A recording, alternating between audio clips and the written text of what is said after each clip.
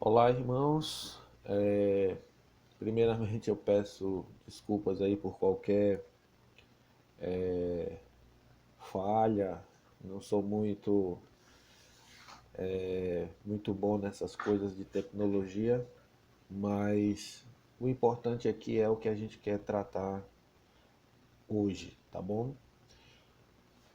Como é do conhecimento dos irmãos, hoje teríamos nossa reunião de oração e já que nós não temos como nos reunir, então pensei em fazer algo rápido, simples, para a gente poder aproveitar esse momento, esse dia, para a gente estar colocando em prática aquilo que a palavra de Deus nos ensina acerca do tema, ou seja, oração. Lá em Tiago, capítulo 5, Tiago fala que a oração do justo muito pode em sua eficácia, não é verdade? E quando pensamos em oração, eu percebo que grande parte dos crentes tem a ideia de que oração é algo do Novo Testamento. Pelo menos a ênfase maior está no Novo Testamento. Mas é importante que tenhamos certos que a oração faz parte do processo comunicativo do homem com Deus há muito tempo, muito antes mesmo da chegada de Jesus como Messias. E lá naquele contexto de Tiago, é importante lembrarmos o seguinte: Tiago estava escrevendo aquela carta num contexto de extrema dificuldade. Logo no capítulo 1, versículo 1, a gente já encontra os destinatários e só pelos destinatários a gente já sabe pela história o que esse povo estava passando, o que esses irmãos estavam passando. Então, ele escreve aos judeus da dispersão, aos irmãos da dispersão, e nós bem sabemos que a dispersão foi um tempo de muita perseguição aos cristãos. E a escrita dessa carta deve ter ocorrido ali próximo da queda de Jerusalém, anos 70. Então, nesse momento, mais ainda estava intensificada essa perseguição. E nós podemos ver que Tiago ele escreve essa carta e fala do poder da oração exatamente em tempos de dificuldade, né? Mas eu nem queria e nem vou me debruçar a falar sobre esse livro, sobre essa carta e sobre esse texto. A gente pode fazer isso numa outra ocasião, mas eu quero ir para um texto lá do Antigo Testamento que se encontra no livro do profeta Daniel e queria aproveitar hoje para falar com vocês acerca da oração a partir do exemplo de Daniel. Então, Daniel, ele foi um jovem, muito ainda na sua adolescência, ele foi arrancado da sua terra, ele foi levado para uma terra distante, de uma cultura totalmente diferente daquela que ele havia adquirido em Israel. E por isso só, ou somente por causa desse fato, nós já podemos ver que Daniel ele já estava ainda na sua adolescência enfrentando uma enorme dificuldade. Né? E como outros personagens bíblicos, Daniel tinha tudo para ser um homem revoltado com a vida, frustrado com Deus, por exemplo, porque como que alguém que viveu, nasceu e cresceu ouvindo de Deus, de repente se vê numa situação como essa, né? Mas aí nós vamos para a vida de Daniel, só pontuando, né? Daniel ele foi levado naquela leva de judeus quando o reino do sul ele foi conquistado pelos babilônicos, né? Lembrando que o reino do norte já havia sido conquistado pelos assírios em 722. Então, passado algumas décadas de anos, então o reino do sul também sofreu esse revés. Ele foi invadido e parte do povo foi levado para a Babilônia. E deu-se então início ao que a gente conhece como cativeiro babilônico, né? Aqueles aproximadamente 70 anos que Israel ficou cativo na Babilônia, até a queda da Babilônia e a conquista do Império Medo-Persa. E então o rei Ciro, ele sendo dirigido também por Deus, Deus trabalhando o coração do rei Ciro, então ele cede riquezas e libera Neemias para voltar para Jerusalém e dar início ao processo de reconstrução dos muros e da cidade e tudo mais. Mas nesse tempo em que Israel, em que o Reino do Sul e Judá estava na Babilônia, não foi tempo fácil também não. Foram dias muito difíceis, muito difíceis mesmo. E Daniel, como quem estando na linha de frente, nós podemos ver ele sofrendo enormes pressões, ataques, perseguições, justamente por causa dos seus princípios, valores, né? Daquilo que ele defendia, a sua fé, né? Aquilo que fazia parte dos seus valores espirituais. E nós podemos ver desde o início do livro de Daniel isso ocorrer, né? Essa perseguição maciça, profunda a ele. E logo no capítulo 1, nós podemos ver Daniel sendo meio que forçado a ter que aderir à cultura babilônica, mesmo não sendo isso do seu interesse, né? E eu gostaria de mostrar aqui de modo muito breve e rápido 3 coisas que nós podemos ver na vida de Daniel que poderíamos fazer uma aplicação para a nossa vida hoje, né? Sem querer enfeitar demais, sem querer distorcer ou forçar falar o que a Bíblia não fala, não é isso, mas apenas fazer um paralelo entre 2 situações e tirar lições para nós, porque isso de fato é válido, é importante, não fere os princípios bíblicos, né? 3 coisas que a gente pode ver aqui na vida de Daniel é que no meio de uma enorme dificuldade, ele ainda buscava agradar a Deus, né? Então isso é um ponto, é um fato que nós podemos comprovar na vida dele. Segundo, mesmo em meio às enormes dificuldades, Daniel ele era fiel a Deus.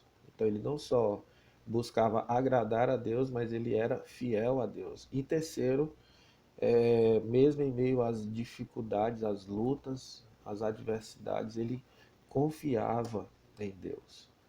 Então, eu queria falar um pouquinho rapidamente sobre cada um desses pontos, né? Então, logo no capítulo 1, nós podemos ver Daniel procedendo de modo a agradar a Deus. Então, eu queria que você, se pudesse ter a sua Bíblia aí na sua mão, e a gente lê aqui alguns versículos rapidinho, para a gente poder sustentar nossa afirmação com base no que a palavra de Deus fala, né? Então diz aqui no capítulo 1 o seguinte, no capítulo 1, verso 1 diz: No ano terceiro do reinado de Joaquim, rei de Judá, veio Nabucodonosor, rei da Babilônia. Isso ocorreu mais ou menos ali por volta do ano 586 a.C., rei da Babilônia, a Jerusalém e a sitiou. O Senhor lhe entregou nas mãos a Joaquim, rei de Judá, e alguns dos utensílios da casa de Deus. E a estes levou-os para a terra de Siná, para a casa do seu Deus, e os pôs na casa do tesouro do seu Deus. Disse o rei a Aspenaz, chefe dos seus eunucos, que trouxesse alguns dos filhos de Israel, tanto da linhagem real como dos nobres, jovens, sem nenhum defeito, de boa aparência, instruídos de toda sabedoria, doutos em ciência, versados no conhecimento, e que fossem competentes para assistirem no palácio do rei e lhes ensinasse a cultura e a língua dos caldeus. Determinou-lhes o rei a ração diária das finas iguarias da mesa real, e do vinho que ele bebia, e que assim fossem mantidos por 3 anos, ao cabo dos quais assistiriam diante do rei. Entre eles se achavam dos filhos de Judá Daniel, Ananias, Misael e Azarias. O chefe dos eunucos lhes pôs outros nomes, a saber, a Daniel, Beltesazar, a Ananias, o de Sadraque, a Misael, o de Mesaque, e Azarias, o de Abednego. Ou seja, eles receberam nomes babilônicos, né? E aí, verso 8 diz: resolveu Daniel firmemente não se contaminar com as finas iguarias do rei, nem com o vinho que ele bebia. Então pediu ao chefe dos eunucos que lhe permitisse não contaminar-se. Então veja aqui que Daniel ele estava numa terra distante, diferente, de uma cultura totalmente diferente, mas ele não abriu mão dos seus valores, né? Qual o paralelo que a gente pode fazer, né? Assim como Daniel estava nesse momento refém numa terra distante, e mesmo ali cativo ele buscava agradar a Deus, nós estamos vivendo dias em que nós não estamos refém em uma outra terra, em um outro país, em uma outra nação, mas nós estamos refém dentro de nossas próprias casas, né? E nesse contexto, nós está sendo oferecido a nós muitos banquetes, é, dos quais nós temos acesso fácil, né? E, e nós precisamos tomar muito cuidado para que nós não venhamos, como Daniel não o fez, né? Nós não venhamos nos contaminar com estes banquetes, né, que são postos diante de nós, né? Esses banquetes que podem comprometer a nossa relação com Deus, o nosso compromisso, a nossa vida espiritual, né? É, nós temos que ter muito cuidado com pecados que possam ser brotados em nosso coração, justamente por conta desse isolamento, né? Pecados da área moral, pecados de toda a ordem, e nós temos que estar muito atentos a isso, né? Esse ponto ele precisa ser considerado com muita seriedade, né?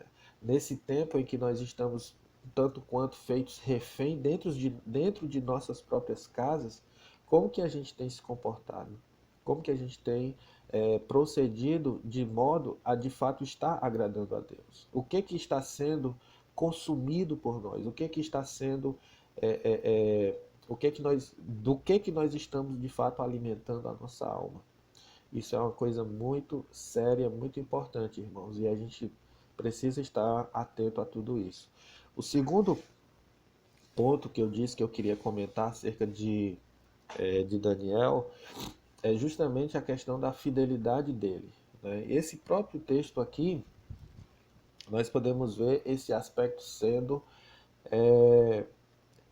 vivido por ele, né?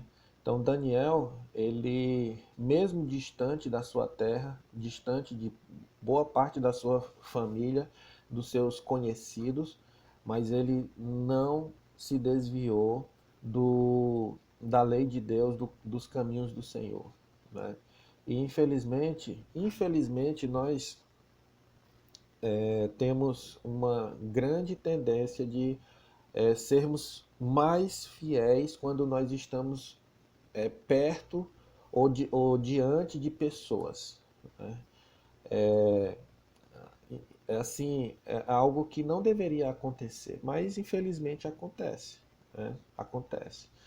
E é tanto que se você realmente quer conhecer alguém, isso é algo que se diz, você quer conhecer alguém, então a melhor maneira é conviver com aquela pessoa, né? Então, quando nós estamos cercados de pessoas, nós muitas vezes temos mais cuidados em nos policiar naquilo que a gente faz, naquilo que a gente fala, né, para tentar não deixar que as pessoas vejam de fato aquilo que é a realidade da nossa vida. Eu disse e repito, isso é algo, infelizmente, uma realidade para muitas pessoas, incluindo crentes, né? Que vivem aquela vida de aparência. Então, a fidelidade a Deus, ela não deve jamais acontecer somente em ambientes públicos. Pelo contrário, a fidelidade a Deus, ela de fato ocorre do modo como Deus se agrada na nossa intimidade, no nosso ambiente de família, onde estão nossos filhos, nossas esposas, as esposas, ou seja, o marido, no nosso ambiente familiar ali. Então é nesses ambientes que nós podemos demonstrar realmente que estamos sendo fiéis a Deus, né? Como eu disse, infelizmente, para muitos, isso não é uma realidade, né? Então, ser crente na igreja, ser crente lá fora, às vezes é muito mais fácil, entre aspas, do que dentro da nossa própria casa, né? E aqui Daniel, ele mostra isso, ele é fiel a Deus, mesmo quando ele está distante das pessoas que o conheciam, ou pelo menos grande parte dessas pessoas, numa terra diferente, ele poderia muito bem rapidamente se alinhar, se amoldar aos costumes daquela terra, mas ele resolveu não se contaminar. Isso é algo que chama muito a nossa atenção. E terceiro ponto aqui na vida de Daniel é o ponto em que ele confiava em Deus, mesmo diante das dificuldades. Em vários momentos na vida de Daniel, nós vemos Daniel colocando diante de Deus a sua vida, a situação em que ele se encontrava, e, e nós então podemos perceber que é por causa da vida de oração de Daniel que coisas extraordinárias Deus fazia através dele, né? E grandes coisas Deus realizou, grandes projetos foram postos em prática justamente por causa dessa confiança e da vida de oração de Daniel. Aqui no capítulo 2, quando o rei Nabucodonosor ele tem um sonho, lá nos versos 27 e 28 do capítulo 2, nós, primeiro no verso 17 e 18, né, podemos ler que Daniel, depois de receber a informação do que teria sido o sonho do rei, ele diz aqui: então foi Daniel para casa e fez saber o caso a Ananias, Misael e Azarias, seus companheiros, para que pedissem misericórdia ao Deus do céu sobre este mistério, a fim de que Daniel e seus companheiros não perecessem com o resto dos sábios da Babilônia, porque Nabucodonosor havia dito que se ninguém dissesse, ninguém interpretasse aquele sonho, todos iriam perecer, todos iriam morrer, né? E Daniel, então, ele recebe aquela notícia, ele vai para casa, ele apresenta isso aos seus companheiros e todos vão para a presença de Deus. todos vão se prostrar diante do Senhor e levar o problema para Deus. Como pessoas que entendem que Deus é quem tem o poder para resolver os problemas quando eles fogem ao nosso controle. Então, mais uma vez trazendo para nós, né, nós estamos diante de uma grande dificuldade em que o mundo busca uma solução, mas infelizmente, grande parte da humanidade está apoiando as suas esperanças na ciência, nos profissionais da saúde, nos cientistas, naqueles que têm algum conhecimento da própria estrutura da natureza, enfim, coisas que são aqui horizontais, né? Que estão apenas aqui no plano de baixo. E esquecem que tudo isso, na verdade, é obra das mãos de Deus, e Deus, como Criador, tem o poder e a sabedoria para dar solução para tudo isso, né? E infelizmente nós, como igreja, muitas vezes estamos indo nessa mesma direção, né? Esquecemos que temos que realmente estar colocando diante de Deus tudo isso, né? Se o Senhor não tomar a frente, nós não confiarmos no Senhor para que Ele tome a frente e Ele dê solução para isso, mesmo que Deus dê, através dos médicos, da medicina, da ciência, resposta, mas isso é algo que nós temos que crer e confiar que vem das mãos do Senhor.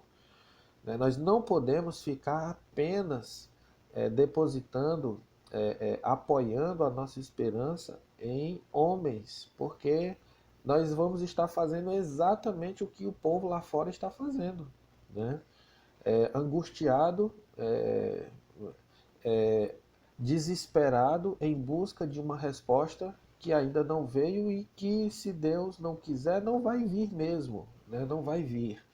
Então eu queria pegar essa parte e fazer essa aplicação, né? Daniel pega o problema e leva para a presença de Deus. E lá no versículo 27 e 28, Daniel já na presença do rei, olha o que ele diz. Ele diz o seguinte: respondeu Daniel na presença do rei e disse: o mistério que o rei exige, nem encantadores, nem magos, nem astrólogos o podem revelar ao rei. Mas há um Deus no céu, o qual revela os mistérios, pois fez a saber ao rei Nabucodonosor o que há de ser nos últimos dias. E aí Daniel vai começar a falar para o rei exatamente o significado daquele sonho. E aí o significado, né, nós bem conhecemos, é o significado do sonho da estátua, que vem depois, posteriormente, se confirmar através da própria história, né? Está se confirmando através da própria história.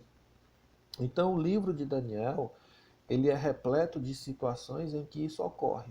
Daniel tem um problema e leva para Deus o problema. Capítulo 3 é o capítulo que narra a história de Daniel e os seus amigos livres da fornalha, né?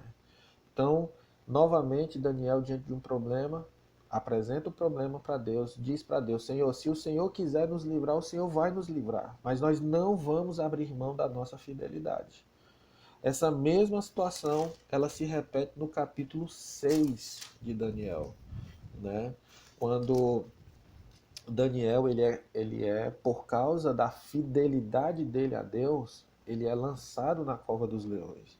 Por não querer se curvar ali diante daquela estátua, então Daniel, ele é lançado na cova dos leões de uma forma injusta, e Deus então poderosamente livra Daniel, como livrou no caso do capítulo 3, ele e todos os seus amigos, né? Então, meus irmãos, o que eu gostaria de concluir diante disso tudo que foi dito é que nós precisamos, nesse tempo de dificuldade, estarmos cientes do nosso papel como crentes, como cristãos. As pessoas aí fora que não têm esperança, elas buscam desesperadamente que os seus anseios sejam respondidos, suas dúvidas, seus questionamentos. E somos nós que conhecemos a palavra de Deus, que temos que levar uma mensagem de esperança ao mundo que caminha em direção ao abismo, é, porque já não tem esperança ou já perdeu a esperança, não consegue encontrar resposta nesse momento de dúvidas, né? Então, por graça de Deus, eu espero que você fique com com esses três pontos acerca da vida de Daniel, né? Poderia ser aplicado à vida de muitos outros personagens, mas eu quero ficar com Daniel e fazer essa ponte, essa aplicação com a nossa vida. Lembre-se, assim como Daniel estava refém, cativo numa terra estranha, hoje nós estamos presos e cativos dentro das nossas próprias casas. E mesmo distante de sua terra, dos seus parentes, dos seus tutores espirituais, ele manteve-se fiel a Deus. Então, mesmo reclusos, isolados, não esqueça, os olhos do Senhor estão em todo lugar, contemplando os maus e os bons. E por fim, confie no, confie no Senhor, pois somente o Senhor tem poder para nos livrar das nossas maiores dificuldades na vida que nós passamos. Se o Senhor não estiver à frente, abrindo o caminho, se o Senhor não estiver à frente, dando resposta por meio de sua infinita sabedoria, nada vai acontecer. Então é a oração, é a confiança em Deus que vai mudar toda a situação, ok? Então eu vou encerrando por aqui. Eu desejo que você seja ricamente abençoado nesse tempo de dificuldade. Então, que a dificuldade, em vez de nos distanciar do Senhor, em vez de nos afundar no, no, no lodo, no poço, né, da desesperança, pelo contrário, a dificuldade nos aproxime mais de Deus. Né, que nós possamos estar, de fato, em busca da presença de Deus. Então, que Deus abençoe a cada um dos irmãos e você possa tirar lições desses acontecimentos para a sua vida, os acontecimentos aqui que nós destacamos na vida de Daniel e contextualizando do que está acontecendo agora no mundo. Um forte abraço, que Deus abençoe a todos. Abraço aí para todos.